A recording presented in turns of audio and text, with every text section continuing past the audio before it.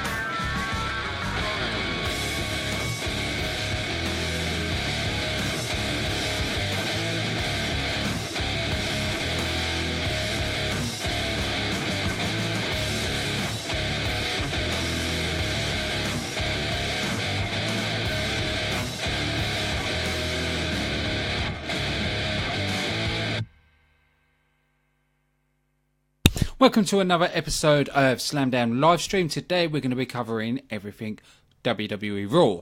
Now, first thing I'm going to say is this episode was a lot better than previous. There was some cringe-worthy moments, but overall, and especially general on matches, it was a lot better. I felt the cruiserweights were a lot better as well, because that's one thing I have complained about non-stop. I still don't think they should keep changing the colour of the ropes and making all the purple thing. You know, just keep it raw. Just leave 205 to purple.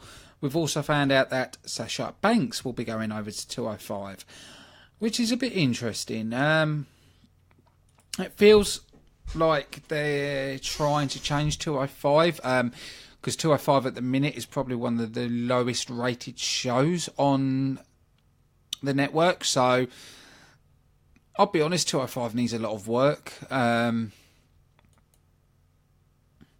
it's, I don't know if it's the talent, because you think of the talent, you think of guys like Austin Aries, which, you know, when you look at him back in his Impact days, he was amazing, absolutely amazing, spot on talent, and now he is still as good, but it's just, yeah, I don't know if it's because wrestlers are limited.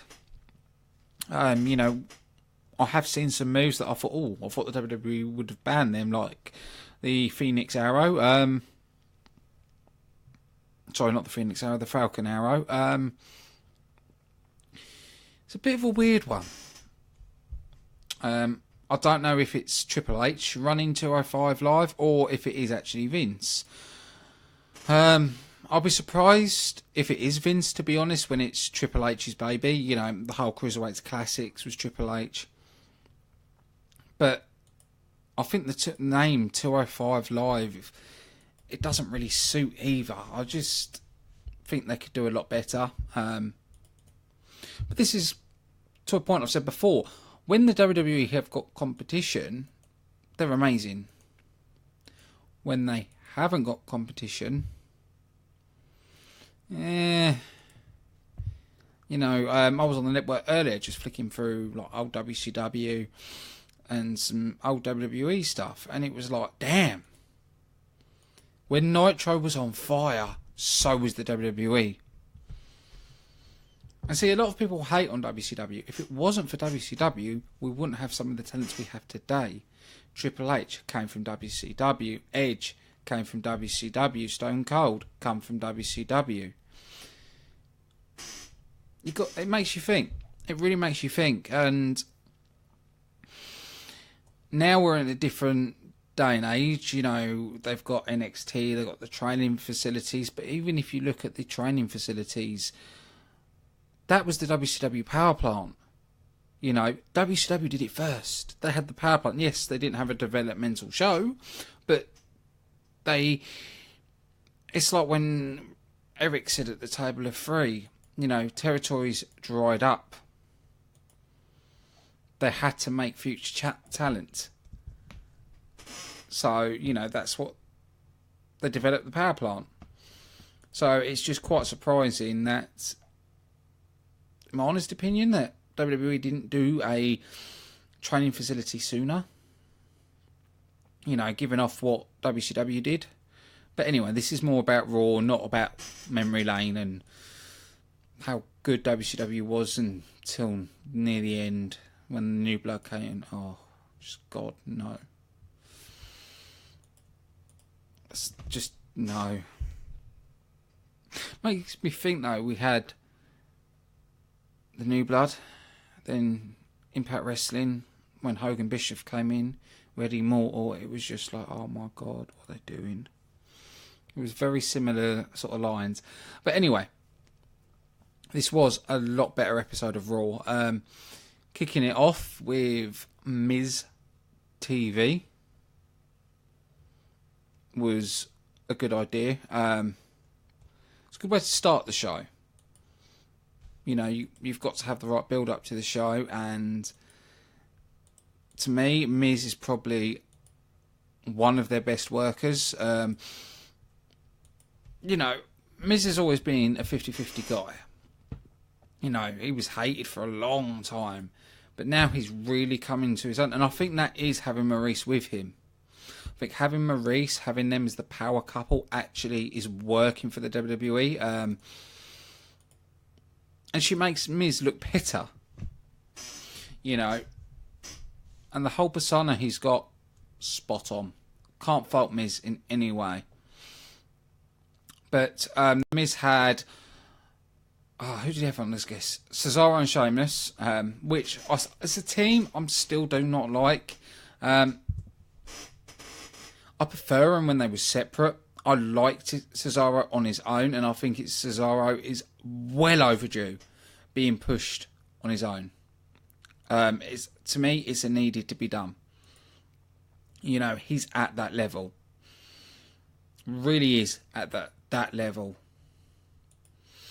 And there's a couple of things I want to point out from Table of Three with Raw as well, but I'll get to that a bit later. And then we saw Dean Ambrose come down. One thing I want to say, I'm not going to go too into Raw and tell you everything about Raw. You know, I want people to go and watch it. You know, every show I review, I'll just give my overview of the show, my opinion. But this first match, the way they led into it with the Miz TV, with Cesaro and Sheamus coming down, then Dean Ambrose interrupted, and then he says he's got the Hardys with him, and then led into this match. Perfect. See, this is when I like the WWE, when they do little things like this, and they do it down to a T. You know, the timing, the way it was done, like I just said, perfect. Cannot fault it in any way, which is kind of weird. I like being able to pick at it. I like it having its faults, but it was a solid match. We did see Dean Ambrose and the Hardy Boys getting the victory. We do know Extreme Rules. The Hardy Boys will be taking on Cesaro and Sheamus in a steel cage match, and Dean Ambrose will be taking on The Miz, with the stipulation if Dean Ambrose gets disqualified, Miz gets the title. He still loses the title, which makes me believe I think he's dropping the title. I think Miz is going to play a bit of trickery. So Dean Ambrose loses and Miz becomes new champion. I just have that feeling. I don't think they're going to give the Miz the push to the main title. I think they're going to keep him in the Intercontinental title area. But Dean Ambrose has holding it for a long time, and I think Extreme Rules is where they're going to get Dean to drop the title. Pardon me. I still believe that we could see the Shield return. If you think about all the Shield members, with Roman Reigns, Seth Rollins, Dean Ambrose, they're all playing good guys. So it could work. Me personally, I don't want that to happen. Main reason, I want Roman Reigns heel. I think he'd make an absolute killer heel. I agree with Eric Bischoff. He would make... Oh my God, I agreed with Eric Bischoff. I don't think I've ever said that in my life. Wow. I don't want to say it again, but sorry, I do agree with Eric Bischoff where he said they could make Roman Reigns into a monster of a heel. And I agree with him, they really can. You know, if you look at the way he's booed, and if they flipped that, made him heel and made him a dominant heel, it would go brilliantly. You know, him using "this is my yard," you know, and sort of brushes off the fan. It could work. After that, we saw Samson taking on Zach Evans. Didn't really know much about Zach Evans. I think he was just there just to fill. Just basically to make Samson look good. He started the show sitting there, playing his guitar, singing. Which I quite like this character. I like the idea he's a drifter, and I quite like it. I think it fits. But ask me in 6 months' time if I still think the same. I might get to the point, oh God, he's singing again. Jesus, alright, we get it. It's a bit like TJP syndrome. It's a bit like, oh, yeah, here it comes. He's going to, yeah, he dabs. Yeah, knew it was coming. Oh, he's dabbing again. Oh. Which is weird to me. I know a lot of you WWE fans don't like me saying it, but comparing to when he was manic, he was loved by the fans, he was spot on, and then to be himself, fair enough, but then to be all the dancing all the time, it's like, what, are you just a dancing monkey? That's what I'm going to start calling TJP now, the dancing monkey, because it's the same over and over again. But in saying that, it seems like a dance craze has gone over the WWE at the minute, especially in the Cruiserweight division. Think about it. With Rich Swann, and then you think of TJP, and then No Way Jose. Do you know who I'm blaming for this? I'm blaming Disco Inferno. Disco Inferno started this, and now look what we've got. The Disco Inferno, if you listen to this show, it's your fault we have wrestlers dancing. Oh, there you go, folks. An exclusive. I blame Disco Inferno for the dancing on the WWE. Oh, God. And do you know what? Sod it. Let's blame Alex Wright while we're at it. It's Alex Wright and Disco Inferno's fault we have dancing in the ring. Because, God damn it, to steal the words of Vince, look what you've created. Look what you've got everybody doing now. Oh, Jesus. That's. I should really just end the show there. Yep, Disco's fault. Bye. Oh, Jesus Christ. You know I'm going to end up being corrected soon at some point. Where someone going, wasn't Disco. What? Wasn't Disco. Disco didn't start it. Oh, okay. Still blaming Disco. Oh. And no, it is Disco. Disco's the one that started doing all the disco moves in the ring and in the middle of the matches. You know, a bit like what Rich Swann does in TJP. So, yeah. God damn it, we're blaming Disco. Disco Inferno, it's your fault. And that's all I'm saying on that. Oh, God, we've gone downhill fast. Someone save us, please, anyone? No? No, we're buggered. Oh, you know, the next thing it'll be on Twitter. Disco Inferno going Slamdown. It wasn't my fault. I don't know how toss it was. It was. Just take the blame. Take WCW and Disco Inferno are to blame. End of. Oh God, really? Wow, what a turn of events that was.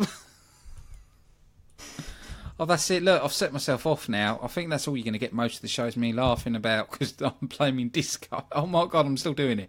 Right, come on. Whew. Let's get back to the show. Ah, oh, sugar dumps. See, I try to avoid swearing because, you know, I don't know who listens into the show. But yeah. I've totally lost where I was going with this. I have seriously lost where I was going with this. I was on about so what was I? I started about TJP and Rich Swann dancing. Then I blamed Disco. But before that, what was I talking about? That's it, the Drifter. There we go. I was talking about the Drifter.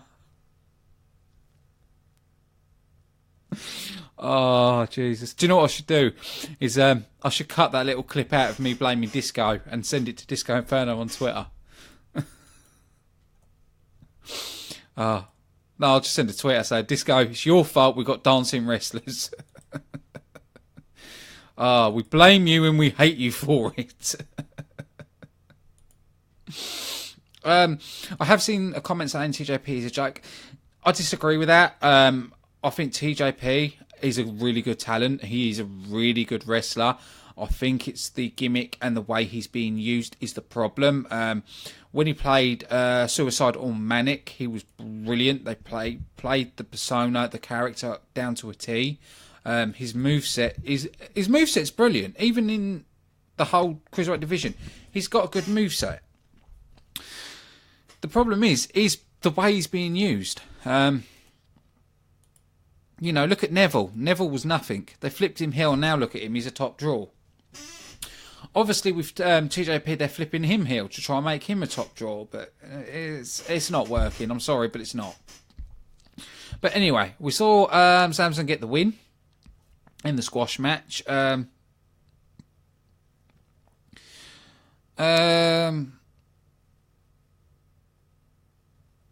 what else was I going to say?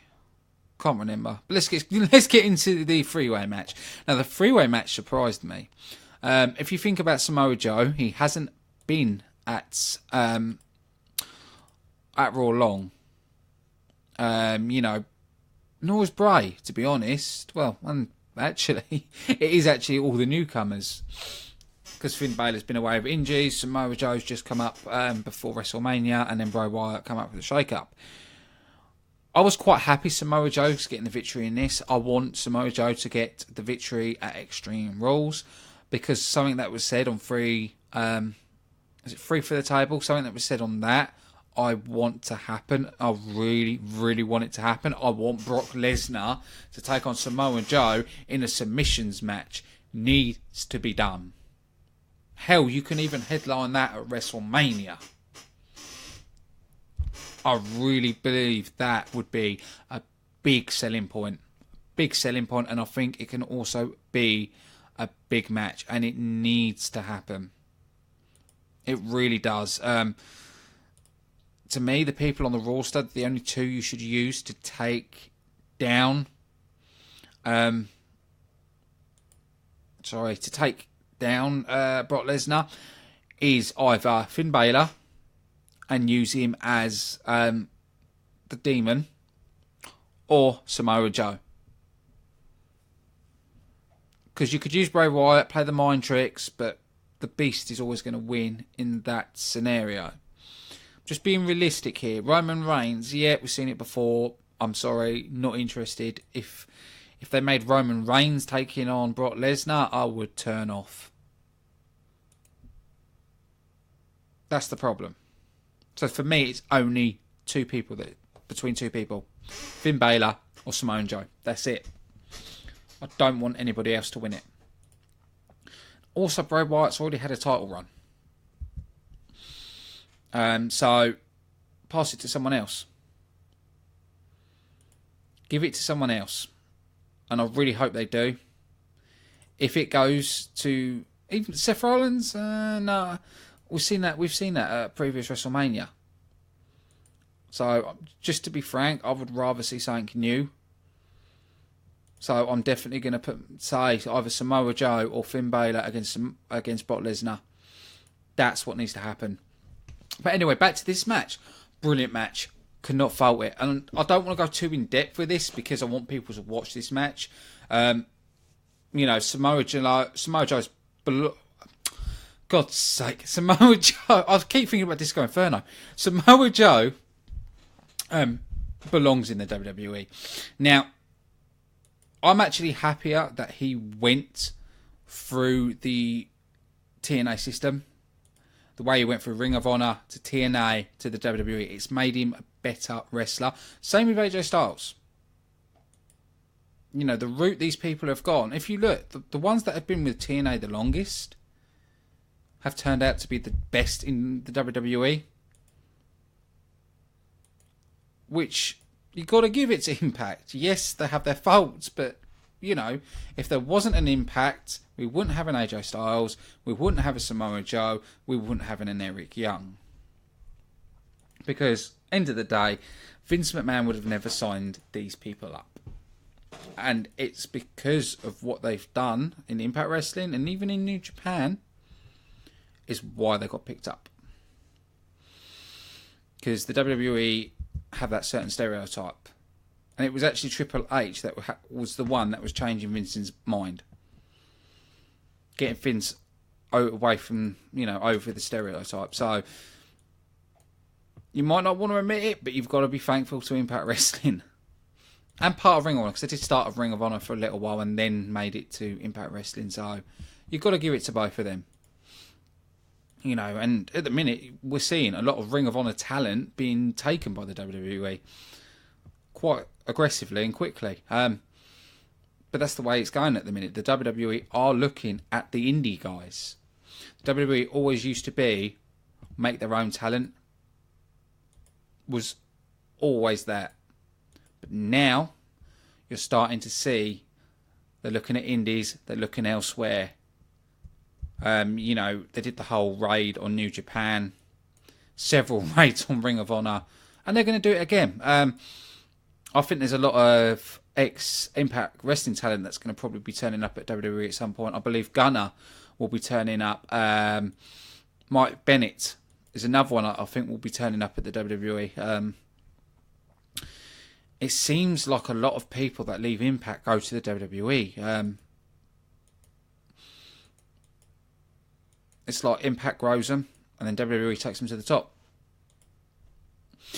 I know a lot of people probably disagree with me, but I'm just being real. I'm just saying as it is, and with the way it's been going, it just makes sense. But again, Samoa Joe, Finn Balor, Bray Wyatt, absolutely fantastic match. A very to and fro match. I like the way Samoa and Joe stole the victory. It's a bit similar to Impact Wrestling. I'm going to say it, where EC3 threw... who did he throw out the ring? It was Magnus, EC3, James Storm. James Storm hit the super kick. EC3 threw James Storm out, got the victory. This match was very similar. You know, people are going to crucify from it, but it was.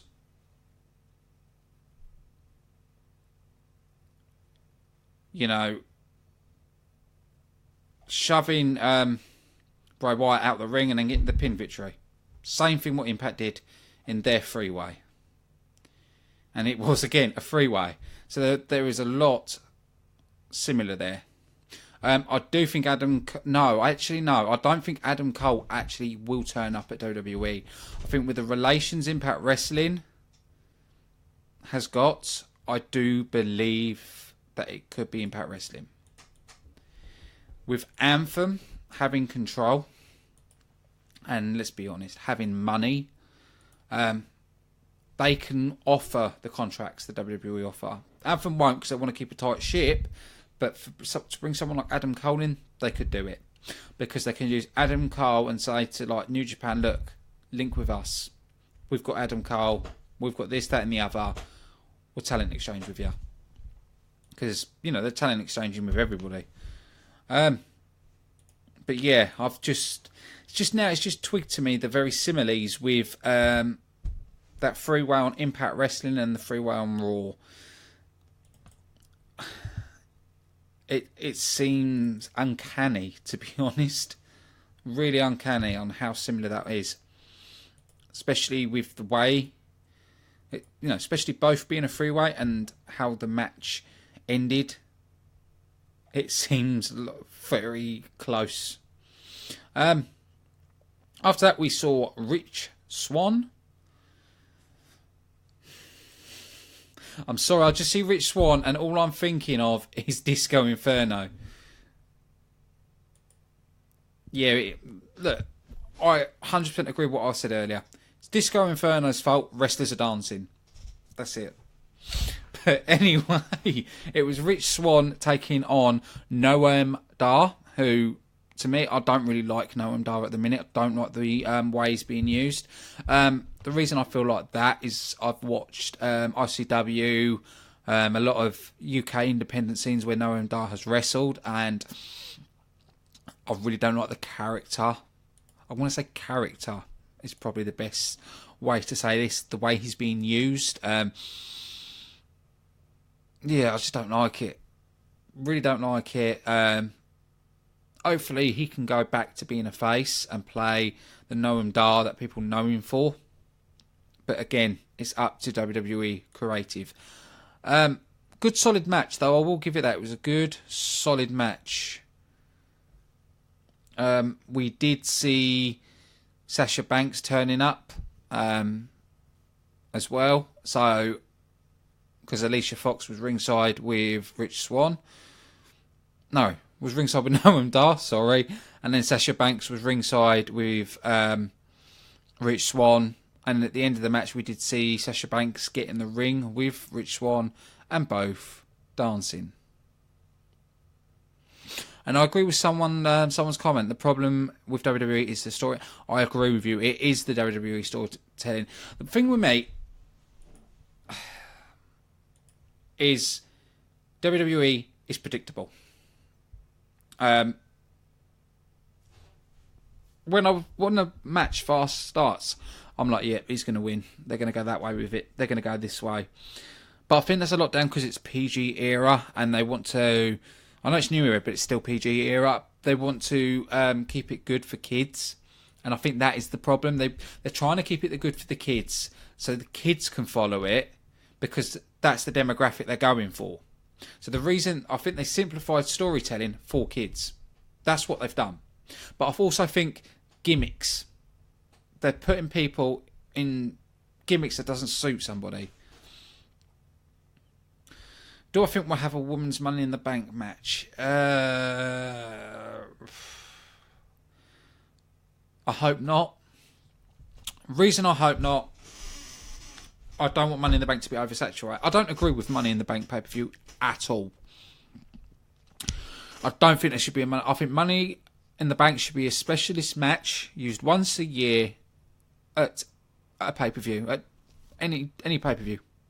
So then that way people don't know when a Money Bank is coming.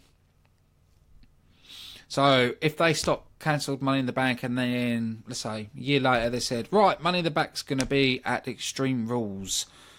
Everybody will go, like, if they announced it like 4 weeks before the pay-per-view, everyone would go, Money in the Bank, yeah! It'd have that excitement. At the minute it's like, oh, hey, we've got Money in the Bank pay-per-view coming on. We know what's coming. I think it's like, especially with Hell in a Cell as well, because of the Hell in a Cell pay-per-view, it's like, yeah, it's not special, and that's what the WWE have lost, in my opinion. I wish they would go back to their old naming of shows, like we had Judgment Day, Bad Blood, Armageddon, and where we don't know what matches are going to happen at that pay-per-view until they're announced nearer the time. I think that's what they need to go back to. I'm a strong believer in that. But after that match, we had Titus O'Neil taking on Kalisto. Quick match where we saw Titus O'Neil get the victory by holding the tights, and then Apollo Crews was looking at Titus, pointing about him holding the tights. Took a selfie in the ring. That was really it. Nothing really special there. But I do think these two will fall out, and it probably will lead to a match with Titus against Apollo Crews. But the thing is, Apollo Crews is a good wrestler, not really a great talker. That's the problem with Apollo Crews. That's what I feel anyway. After that, we had the cringiest statement or segment on Raw. Bayley, this is your life. Oh my God. You can tell that some of these were paid actors. It was cringy. You know, it was just cringy. I didn't enjoy it. And the next thing, Bayley comes out. Bayley doesn't get the kendo stick, but Alexa Bliss got a kendo stick hidden, pulls it out and hits Bayley with it. It was just stupid. Didn't like it. Thought it was cringy. It was too meh. There was no real effort put into it. The actors, you could tell they were actors. They didn't. Yeah, boring.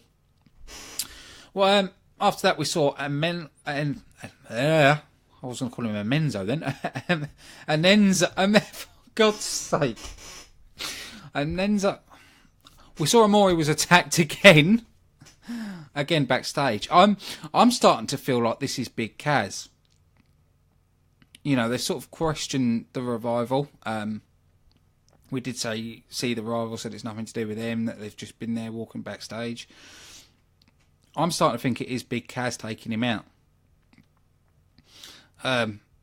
We did see Cody Graves make a few comments that Big Kaz wasn't happy with and came out and confronted him. Also, we saw him, with Kurt Angle, showing Kurt Angle something that we don't really know much about. With someone called Kurt Angle an embarrassment. So obviously they're leading to a storyline with Kurt Angle and whoever called him an embarrassment. We'll just have to wait and see where that goes. After that, we had a non-dancing match of Austin Aries teaming up with Jack Gallagher and taking on Neville and TJP, which we actually see Neville actually submitting, which we haven't seen.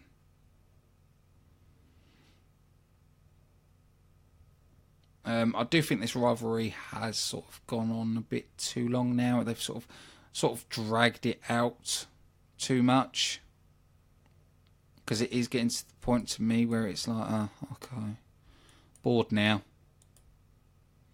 And that's how I feel with this. But hopefully Neville taking on Austin Aries at Extreme Rules will be the last match. Hopefully. But no, it's a good solid match. Like I said, Raw's been solid this week. We saw Roman Reigns taking on Seth Rollins. Now, Roman Reigns was bored going into the ring, but he wasn't booed when he got the victory. There was really hardly any booing when he won, which was quite interesting. I did want Seth to beat Roman Reigns. I didn't want Roman Reigns getting the victory on this, but unless they're building Roman Reigns up and Roman Reigns doesn't win at Extreme Rules is the reason they're taking this route.